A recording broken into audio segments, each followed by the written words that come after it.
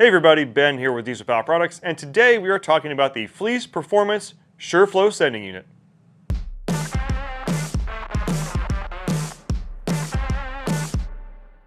First things first, this is just a sending unit. This is not to be confused with the Fleece PowerFlow in-tank pump unit, which looks very similar except it'll have pumps integrated in.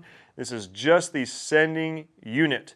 So if you have an aftermarket lift pump on your truck, and you're already maybe pulling from a draw straw or something like that, and the sending unit has maybe kind of bit the dust, this is going to be a great option for you.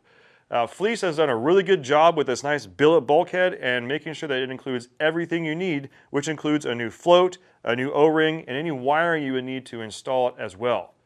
As far as applications, there's lots of different trucks they have parts for, so make sure you check your listing for the year, make, and model to see if they have a Sureflo ready for your truck. A couple of my favorite things about the Sureflo system is it comes with a new O-ring. So that means when you're installing this, the only thing you are reusing is going to be the actual locking tab itself. It also comes with instructions. If you don't want to have to look at your instructions on your phone, we do have them posted on the website. You can print them there. Also, it comes with a koozie.